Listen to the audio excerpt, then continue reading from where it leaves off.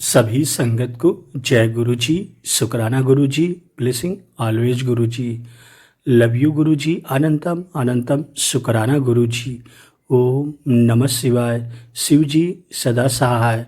ओम नमः शिवाय, गुरु जी सदा सहाय। सभी संगत का गुरु जी महाराज जी के सत्संग में स्वागत है। आइए गुरु जी महाराज जी का एक बहुत प्यारा सत्संग सुनते हैं कि गुरु जी महाराज जी अपनी प्यारी संगत डीएन दुआ आंटी को कैसे ब्लेस करते हैं। जय गुरु जी। आंटी ने बताया कि एक रात मेरे बेटे को गुरु जी के दर्शन हुए।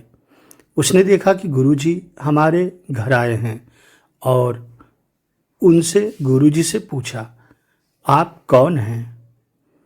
गुरु जी ने जवाब दिया, मैं हुड़ पार्वती नू, हर वक्त अपने नाल लेकर घुमा। अर्थात गुरुजी ने कहा, क्या मैं सारा समय पार्वती को अपने साथ रखूं, जिससे पता चले कि मैं भगवान शिव हूं? फिर गुरुजी ने अपना हाथ हिलाया और अगले ही पल माँ पार्वती उनके साथ बैठी हुई थी। गुरुजी ने माँ पार्वती से पूछा कि क्या उन्होंने अपने बेटे को फल विशेष आशीर्वाद दिया? हाँ कहकर वह समाधि में चली गई। संगत जी, गुरु जी का दरबार एक ऐसी जगह है जहाँ संगत उनसे मिल सकती है जो सब भगवान के ऊपर हैं। संगत भगवान को प्रत्यक्ष रूप से गुरु जी में देख सकती हैं। गुरु जी को पूरी तरह से समर्पण करके सब उन पर छोड़ दें, मन में बिना किसी किंतु परंतु के। संगत जी, हमारी धार्मिक पौराणिक कथाएं हमें उन संतों के बारे में बताती है जो जंगलों या गुफाओं में जाकर सैकड़ों वर्षों तक तपस्या करते थे। उनका उद्देश्य क्या था? भगवान के साथ एक होना। यही गुरु जी कहते हैं कि गुरु जी के साथ कनेक्ट हो जाओ डायरेक्ट। और गुरु जी के रूप में हमारे पास स्वयं महाशिव हैं जो गुरु जी मानव रूप में आए। संगत जी, हमें ऐसी कोई तपस्या करने की आवश्यकता अब नहीं है। हमें बस गुरु जी के चरण कमलों में समर्पण करना है, जो गुरु जी कहते हैं कि अपना 100% मुझे दो। संगत जी, और वह हर बात का गुरु जी ध्यान भी रखते हैं। संगत इस बात की साक्षी भी है। बहुत लोगों ने अनुभव किया कि मांगी हुई या यूं ही सोची गई इच्छा भी गुरु जी पल भर में पूर्ण कर देते हैं। आपके मन में यदि कोई सवाल आ गया या जिज्ञासा आ गई, आपने मन में ही कोई अरदास लगा लिया, तो गुरु जी उसे क्षण भर में कैसे पूरा कर देते हैं हमें पता भी नहीं चलता और पूरा हो जाता है। संगत जी, मैं संगत को बताना चाहूँगा कि गुरु जी का आशीर्वाद और उनके चरण कमलों की धूल प्राप्त करने के लिए उन्हें नियमित रूप से बड़े मंदिर जाना चाहिए और अधिक से अधिक लोगों को उनसे जोड़ने का प्रयास करना चाहिए, क्योंकि गुरु जी हमेशा कहते थे नई नई संगत लाया करो, जोड़ा करो। गुरु जी सबसे पहले उनको ब्लेस करते हैं जो नई संगत को जोड़ता है। संगत जी, जिसे गुरु जी के लिए सच्ची श्रद्धा है, सच्चा भाव है, हर उस भक्त को गुरु जी के दिव्य दर्शन का आशीर्वाद प्राप्त हुआ है और होता रहेगा।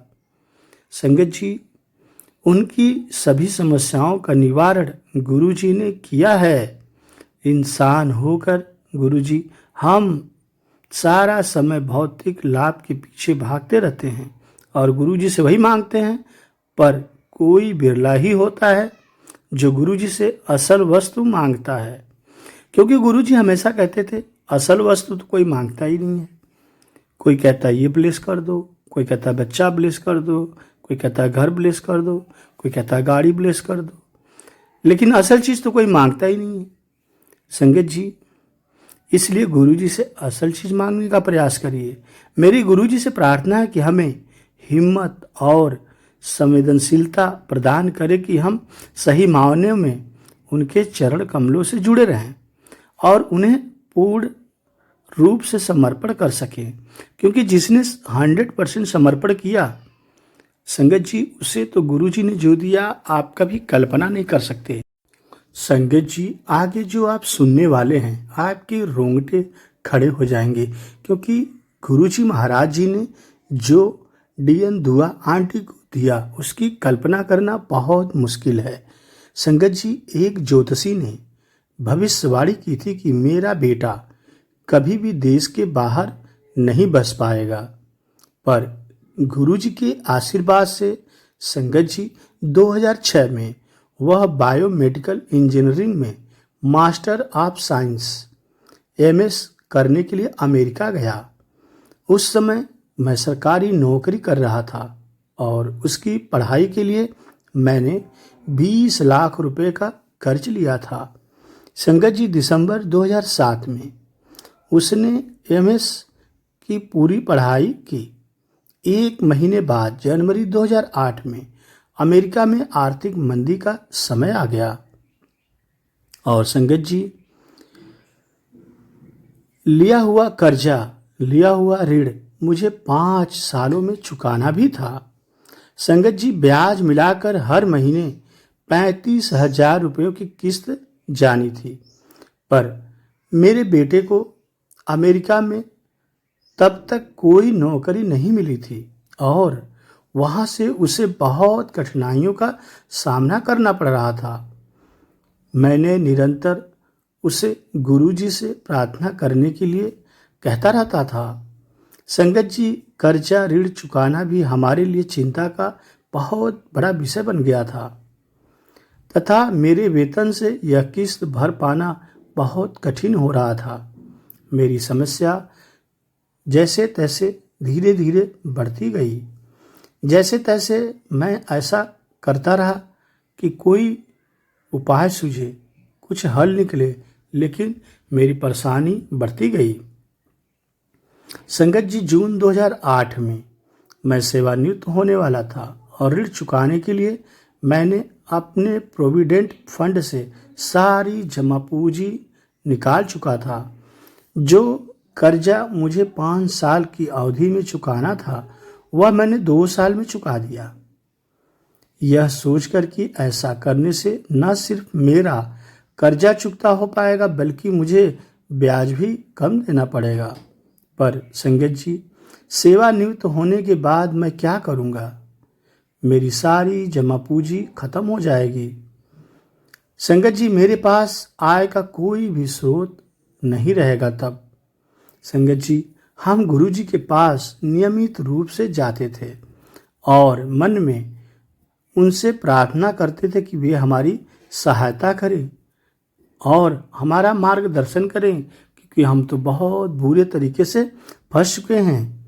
संगत जी, गुरु जी ने हमारी बातें सुनी, गुरु जी ने हमारी आर्थिक चिंताएं दूर की। पल भर में कैसे सुनते हैं महाराज। संगत जी, गुरु जी महाराज 2008 के अंतिम सप्ताह में मेरी सेवानिवृत्ति से 1 महीना पहले बेंगलोर से मुझे एक मित्र का फोन आया। उसने मुझसे पूछा कि सेवानिवृत्त होने के बाद मेरा क्या करने का विचार था। संगत जी, मैंने उससे कहा कि मैंने तो कुछ नहीं सोचा था और 38 साल नौकरी करने के बाद अब मैं कुछ महीनों तक आराम करना चाहता था और उसके बाद सोचूंगा कि आगे मुझे क्या करना है। संगत जी, उसने मेरे जवाब को अनसुना कर दिया और कहा कि मैं उसे अपना कार्य अनुभव भेज दूं। उसने मुझे एक व्यक्ति से बात करने को भी कहा। संगत जी, मैंने उससे कहा कि मैं ऐसा जून के बाद करूंगा, किंतु उसने मुझ पर दबाव डाला कि मैं उसी दिन उसे अपना कार्य अनुभव भेज दूं। संगत जी, मैंने अपना कार्य अनुभव भेज दिया और अगले ही दिन मुझे साक्षात्कार इंटरव्यू के लिए फ़ोन आ गया। संगत जी, मैं इंटरव्यू के लिए गया और मुझे चुन लिया गया। मुझसे पूछा गया कि मैं कब से नौकरी प्रारंभ करूंगा, क्योंकि मुझे सेवानिवृत्त होने में भी अभी 1 महीना बाकी था। तो मैंने कहा कि मैं कम से कम 1 महीना आराम करना चाहूँगा, इसलिए उसके बाद ही मैं नई नौकरी में कार्य प्रारंभ करूँगा। संगत जी, तिथि का मैं इंतज़ार करने लगा, किंतु उनको वो स्थान तुरंत भरना था, इसलिए उन्होंने मुझे जून के बाद जितना जल्दी हो सके नौकरी पर आने को कहा। मैंने गुरुजी को जन्मदिवस की तिथि 7 जुलाई के लिए अपनी स्वीकृति दे दी, क्योंकि मुझे लगा 7 जुलाई तो महापर्व का दिन है, इससे अच्छा तिथि और भला मेरे लिए क्या हो सकता है। संगत जी, मेरा नियुक्ति पत्र तुरंत जारी किया गया। मैं गुरुजी का अनंतम अनंतम शुक्राना किया। संगत जी, मैं उसे लेने से थोड़ा हिचकिचा रहा था, क्योंकि मैं उसे जून में अपनी सेवानिवृत्ति के बाद ही स्वीकार कर सकता था। संगत जी, साक्षात्कारताओं ने इस बात पर दबाव डाला, क्योंकि वे मेरी नियुक्ति पक्की कर चुके थे। मुझे वह नियुक्ति पत्र उनकी ओर से नियुक्ति का प्रस्ताव समझकर ले लेना चाहिए। यह सब अविश्वसनीय सा लग रहा था। आश्चर्यचकित लग रहा था कि यह सब कैसे हो रहा है। संगत जी, अंदर अंदर ही अपने गुरुजी महाराज जी को मैं याद कर रहा था कि ये सब मालिक की कृपा से ही हो रहा है। भला उनके कौन कर सकता है? इतनी बड़ी ब्लेसिंग कैसे मुझे मिल सकती है? परंतु ईश्वर चाहे, गुरु चाहे तो कुछ भी हो सकता है। संगत जी, मेरी सेवानिवृत्ति से पहले ही गुरुजी ने मेरी सारी परेशानियां खत्म कर दी। सारी परेशानियों का गुरुजी ने हल निकाल दी, और अपनी वर्तमान नौकरी में मैं जितना कमा रहा था, मुझे उससे 3 गुना वेतन का प्रस्ताव दिया जा रहा था। ऐसे गुरु जी हैं। संगत जी, यदि आप फंसे हैं, कितना भी बड़ा दलदल हो, अगर आप गुरु जी का नाम जप कर रहे हैं, शुक्राना कर रहे हैं, अरदास कर रहे हैं, तो आप उस भवसागर से, संकट से बाहर निकल जाएंगे। संगत जी, मैं इस बात से चिंतित था कि मैंने सारी पूंजी कर्जा ऋण चुकाने में खर्च कर दी थी, परंतु गुरुजी के आशीर्वाद से मेरी सारी परेशानियां दूर हो गईं तथा मुझे एक दिन भी नौकरी नहीं करना पड़ा। यहाँ तक कि 2 साल बाद भी मैं वही नौकरी कर रहा हूँ और गुरुजी की कृपा से वो अच्छी चल रही है। ऐसी गुरुजी की बख्शिश होती है संगत जी। वहीं दूसरी ओर मेरा बेटा अमेरिका में बहुत ज़्यादा परेशान था, क्योंकि पाठ्यक्रम पूरा करने के 6 महीने बाद भी उसे नौकरी नहीं मिली थी। हमने उसे भारत वापस आकर यहाँ नौकरी ढूंढने का सुझाव दिया, पर वह इसके लिए तैयार नहीं था। इस दौरान हम सारा समय उसे गुरुजी से प्रार्थना करते रहने के लिए कहते रहे। मेरे बेटे को गुरुजी में पूरा विश्वास है और गुरुजी का अनंत भक्त है, और अमेरिका में अपने घर में उसने छोटा सा गुरुजी का मंदिर भी बनाया हुआ है। संगत जी, हमने उससे कहा कि गुरुजी उसकी प्रार्थना अवश्य सुनेंगे। और संगत जी, उन दिनों हम नियमित रूप से एम्पायर स्टेट जाते रहे और गुरुजी महाराज का आशीर्वाद लेते रहे। जब भी बड़े मंदिर में समारोह होता तो हम वहाँ भी जाते थे, कभी मिस्टेक नहीं करते थे। संगत जी, ऐसे ही एक अवसर पर जब हम 7 जुलाई महापर्व गुरुजी के बर्थडे को हम बड़े मंदिर गए, सोमवार का दिन था। एक भक्त जिन्होंने हमें गुरुजी के बारे में बताया था, डॉक्टर जेथरा ने मेरे बेटे के बारे में पूछा। जब मैंने अपनी कठिन परिस्थितियों के बारे में बताया तो उन्होंने कहा कि हमें सोमवार को बड़े मंदिर आना आरंभ करना चाहिए, क्योंकि यह दिन विशेष रूप से भगवान शिव गुरुजी से संबंधित है। बहुत से भक्त सोमवार को मंदिर जाते हैं और उस दिन सत्संग सुना जा सकता है और गुरुजी का आशीर्वाद प्राप्त किया जा सकता है। हमने ऐसा ही किया और अगले सोमवार यानी 14 जुलाई को हम बड़े मंदिर गए। संगत जी, इसके 4 से 5 दिनों के अंदर ही मेरे बेटे को दो नौकरियों के प्रस्ताव मिल गए। वह तय नहीं कर पा रहा था कि उसे कौन सा प्रस्ताव स्वीकार करना चाहिए और कौन सा प्रस्ताव अस्वीकार करना चाहिए। इसलिए उसने मुझसे राय ली, मुझसे पूछा। मैंने उससे दोनों कंपनियों के बारे में पूछा और फिर उसे छोटी कंपनी में नौकरी करने का सुझाव दिया, पर उसने बड़ी कंपनी का प्रस्ताव स्वीकारा, यह सोचकर कि उसमें उसे अधिक तजुर्बा और बेहतर अवसर मिलेंगे। संगत जी, अभी मुश्किल से 20 ही दिन हुए थे कि उसने शिकायत करना आरंभ किया कि उसे वहाँ अच्छा नहीं लग रहा था और वो नौकरी बदलना चाहता था। संगत जी, मैंने उसे ऐसा करने से मना किया, यह याद दिलाते हुए कि उसे यह नौकरी बहुत कठिनाई से मिली थी और उसे इतनी जल्दी छोड़नी नहीं चाहिए। 2 महीने संगत जी निकल गए और वो बहुत ज़्यादा हताशा हो गया। मैंने उसे गुरुजी से प्रार्थना करने और गुरुजी महाराज जी में ध्यान लगाने को कहा। संगत जी, उसी समय उसे नौकरियों के प्रस्ताव मिलना आरंभ हो गए, जिसमें से एक उसकी पसंद की थी, पर उसमें एक कठिनाई भी थी।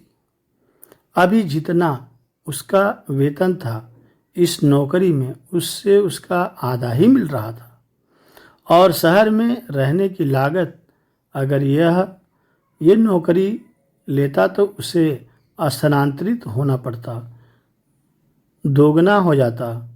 वह बड़े असमंजस में था। जहाँ वह अभी काम कर रहा था, उन्हें पता चल गया कि वह नौकरी बदलने की सोच रहा था। संगत जी, उन्होंने उसे अस्थायी पद और वेतन बढ़ाने का प्रस्ताव दिया। उन्होंने उसके लिए H1B वीज़ा का आवेदन देने का भी आश्वासन दिया, पर वह उस कंपनी में और काम नहीं करना चाहता था।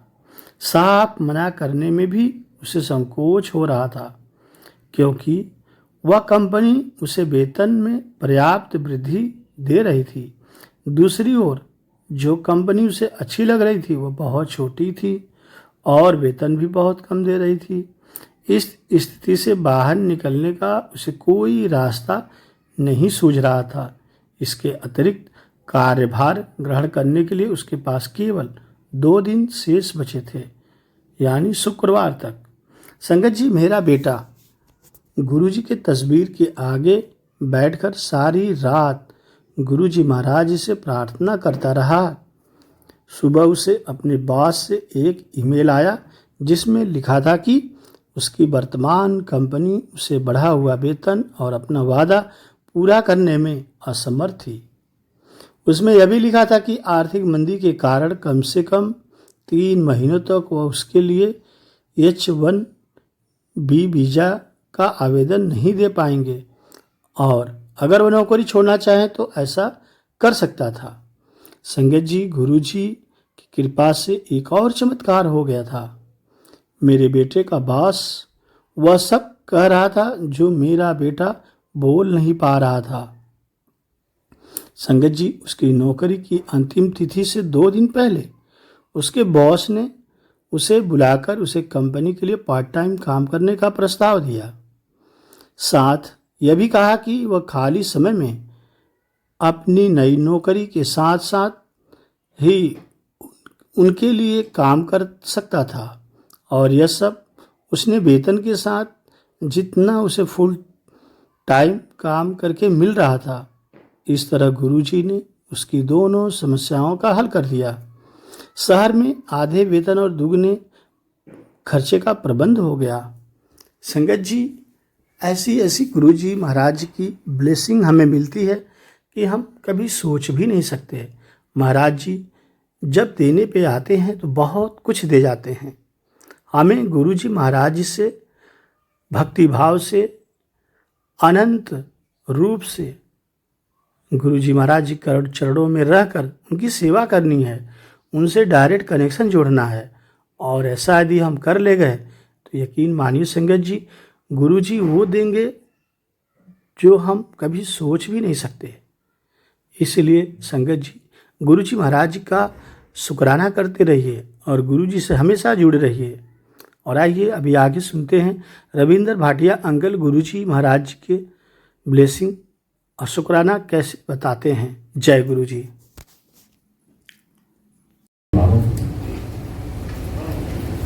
2009 मुझे गुरु पर कोई विश्वास नहीं, बट मैं गुरु को समझना चाहता हूँ। मैं बताया 2007 31 मई 2007 के बाद से मैं मनन करना चाहता हूँ कि आपकी जर्नी मुझे जीनी है, जो जर्नी तो 2009 में गुरु जी ने मुझे दर्शन दिए, तंबाकू खानी बंद कर दी। मैं 40 साल से तंबाकू खा रहा, 68 से तंबाकू खा रहा हूँ और 2009 में गुरु जी ने मुझे कहा तंबाकू खानी बंद है। मैंने उसमें कोशिश करता रहा, जो गुरु जी का वर्ड है ना, कोशिश कर रहा था, कोशिश करता रहा तंबाकू खानी छूटे, पर छूट नहीं पाया। 4 फरवरी 2010 गुरु जी ने दिल्ली में एक लेडी को दर्शन दिए, उसको दर्शन देके बोला कि आगरा वाले अंकल से कह दे कि तंबाकू खानी बंद कर दे। 5 फरवरी से 2010 से मैं कोशिश करता रहा। अब मैं 3 दिन में 1 या 2 बार तंबाकू की भक्ति मारता, क्योंकि एडिक्शन छोड़ना बहुत ईजी काम नहीं होता। तंबाकू को अनफॉर्चुनेटली कोई एडिक्ट होता, इसीलिए तो बहुत है तंबाकू का एडिक्शन छोड़ना आसान नहीं होता, 1-2 बार क्यों होगा। अब आया मई 2010, अप्रैल मई 2010, जब मुझे गुरु पर संपूर्ण विश्वास हो चुका। ऑल दिस बाय मेरी औकात नहीं है, मैं गुरु पर विश्वास, मेरी औकात। गुरु हो दयालता श्रद्धा पूरी है, तेज से मरे जिसे आप से मरा है। अपने सेवक की आपे राखे, आपे नाम जमा। नकली ड्रामा सब कर दो, वो तो इंसानी नहीं करते।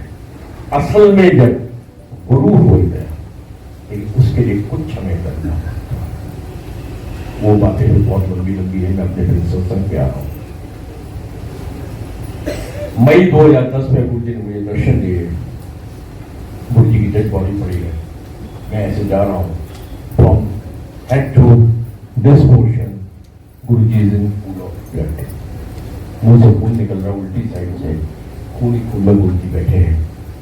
मैं जाता हूँ, रोता हूँ, चरणों में पड़ता हूँ, गुरु जी उठते हैं, मुझे ब्लेस करते हैं, फिर डेड बॉडी की शेप में चले जाते हैं।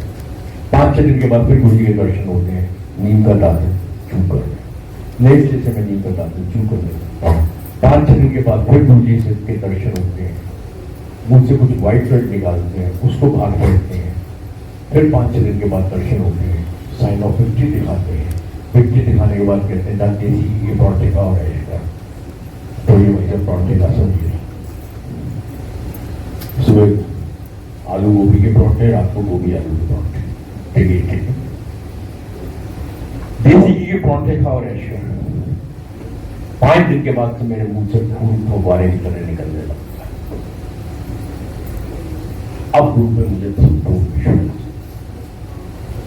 खून निकल रहा है दिन में 5 बार, मतलब ये बोतल कितनी भर जाए, 1 बार निकला, 2 बार निकला, 3 बार निकला। तो धीरे धीरे मैं पागल होना शुरू हुआ। आप जितने मर्जी पहलवान हो, मैंने अपनी तकलीफ, आज कोई सुबह आंटी से बात हो रही थी, मैंने अपनी कोई भी तकलीफ कभी किसी से शेयर नहीं करता हूँ। गुरु के एक पाठ और पढ़ा देता हूँ गुरु का, कि जो भी अपनी तकलीफ है गुरु से बात कर। मैं तेरी तकलीफ सॉल्व नहीं करता, कोई पुरानी संगत आके तुम्हारी तकलीफ सॉल्व नहीं कर पाए कि तुमने गुरु जी को छुआ है जी, तो तुम हमारी तकलीफ दूर करोगे। मैं अपनी तकलीफ दूर करवा लूँ, आपकी क्या करोगे? पहले मैं अपनी करवा लूँ। अपनी तकलीफ का जग नुमाइश मत करो, जो बात करने को मुझे कनेक्शन। अब मेरे मुंह से खून निकल रहा है, मैं पागल होता जा रहा हूँ। मैंने किसी को भी अपनी गलती की। अब बस दो ही चीजें मेरे दिमाग में थी, जो गुरु करेगा वो अच्छा करेगा, मारेगा तेरी मर्जी, जिंदा रखेगा तेरी मर्जी। मुझे क्यों मेरी मौत को प्रेस किया, क्या मुझे जिंदगी को प्रेस किया, मुझे नहीं।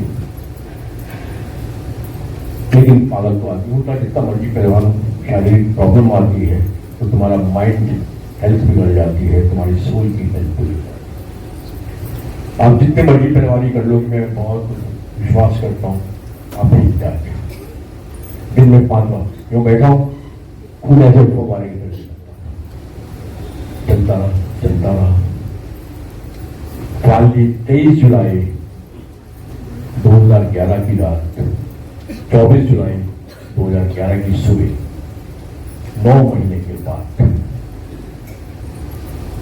मैं 5 घंटे सोया, वरना 9 महीने पूरी रात में 4 लीटर पानी पीता था, क्योंकि मुंह के अंदर dryness, itching, irritation, pain, hardness, तो सारे सिम्टम्स कैंसर के हैं, वो मेरे मुंह में थे। 3 लीटर में पानी पीता था रात को। जब मैं 24 जुलाई की मॉर्निंग में 4 बजे मेरी नींद खुली, उस समय I was in pool of blood from this portion to this portion. मैं खून। मेरी भांजी डॉक्टर सारा मुंह तक उन्हें इकट्ठा किया, कपड़े लिए और 3 बैग उठाया, पिलो कवर, पिलो, बेडशीट सब खत्म खून था, सबको एक बैग में डाला। 24 जुलाई की सुबह नहाया धोया, गुरु के स्वरूप के आगे रोया, उनको हक किया, उनको बुरा भला बोला, उनसे लाड मारा, उनसे कंप्लेंट मारी कि गुरु जी आपने क्यों किया, क्यों इतनी करते हैं। फिर समझ में आया तेरे कर्मों को भी कुछ झेलना है, तेरे कर्मों को भी कुछ साफ करना है। फिर समझ में आया कि अगर कर्म साफ ही हो गए मेरी चादर कैसे होगी। फिर समझ में आया हो सकता मेरे विश्वास का गुरु शायद कोई टेस्ट मुझे नहीं। खूब रोया, खूब हक किया, खूब बुरा भला किए, बोला क्योंकि मैं पालतू कुत्ता हूँ, पालतू कुत्ता नाराज हुआ तो बहुत उस लाइन में। फाइनली 24 जुलाई को मैं डॉक्टर के पास गया। मेरी भांजी डॉक्टर 25 मंडे के दिन 2011 डॉक्टर के पास था। टीम ऑफ डॉक्टर्स ने जैसे ही देखा खून इतना, all doctors said in one sentence unison, this kind of bleeding is not possible because of any kind of infection. This is something else and we have to find something else. अब मेरी medical journey start हुई। देखो मेरा गुरु कितना बड़ा है। 30 जनवरी 2011 मेरी medical journey start हुई। सबसे पहला होता ब्लड रिपोर्ट आई, साइन नॉर्मल।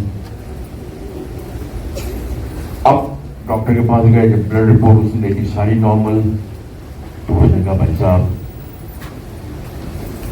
समझ नहीं आया इतनी ब्लीडिंग क्यों हुई।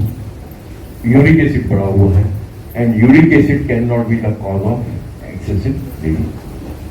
तो उसने मुझे गोली लिख के दे दी। 4 बजे डॉक्टर रमन अभी 8 बजे यूरिक एसिड की गोली लिख दी, ये जब तक खाओ further investigation of the blood is required. अब उसके बाद क्या आगे कि भाई नॉर्मल में तो कुछ नहीं आया, आगे देखो क्या है। शाम को 30 जुलाई 2011 रात को शनिचर के दिन में मैं बड़े मंदिर में लंगर प्रसाद करने गया। यूरिक एसिड में दाल खाना डॉक्टर ने बिल्कुल मना कर दिया था, क्योंकि मेरा यूरिक एसिड पॉइंट 17.9 दाल। उस दिन मंदिर में गया तो सिर्फ दाल ही दाल मिली, कोई सब्जी। पीढ़ीदार खालीदा अच्छी वाला बाबा करता, मुझे ही पता गुरु की पड़ती। नेक्स्ट डे ब्लड दोबारा की, उसमें छोटा सा मैंने लिख दिया यूरिक एसिड।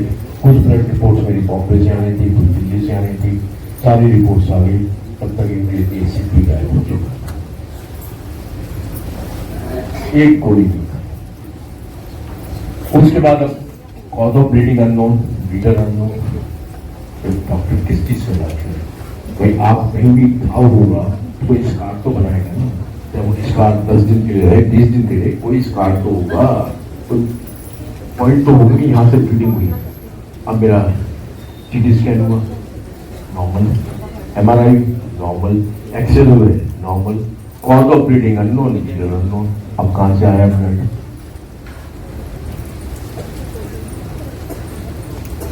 अब मेरी बहन ने कहा, मेरी भांजी ने, जो मेरी डॉक्टर है, उसने कहा मामा क्या था हमें नहीं पता। अब हमारे हिसाब से कुछ नहीं। आप एक काम करो, बस ज्यादा से ज्यादा एक दांत के अंदर RCT की जरूरत है, RCT है। तो मैंने अपनी भांजी से कहा नहीं बेटा मैं RCT नहीं कराऊंगा, क्योंकि तीसरे दर्शन में गुरु जी ने मुझे निकाला, मुझसे व्हाइट कट कुछ निकाला, उसके बाद साइड ऑफ इट दिखाया। गुरु की हर छोटी छोटी बात मानना सीखो, तब कनेक्शन जुड़ता है। मेरी भांजी ने कहा नहीं मामा, उसके डॉक्टर सारे फ्रेंड्स तो वही कि मामा डॉक्टर नहीं अलाउ करेंगे आपको, फालतू में क्यों कर रहे हो, RCT कर। मैंने कहा नहीं बेटा मुझे 2 दांत निकलवाने। गुरु जी ने व्हाइट रेड निकाला था, मुझे व्हाइट रेड निकालना है। मामा आप पागल हो गए हो, मैंने गुरु ने जो बोला मुझे वो करना है। 2 दांत निकलवाए।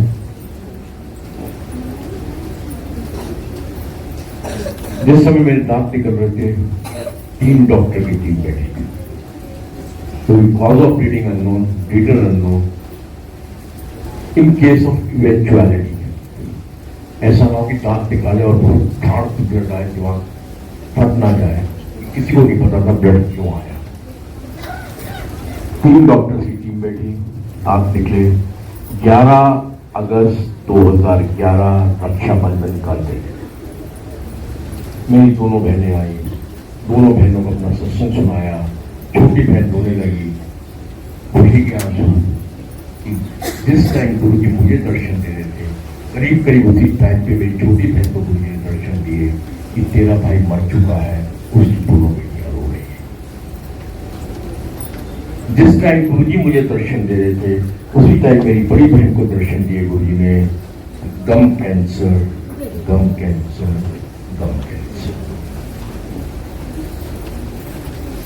गुरु टॉक्स,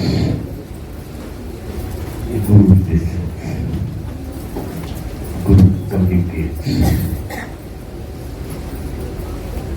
मैं कह रहा हूं सब कुछ अपनी लिए पहाड़ में है।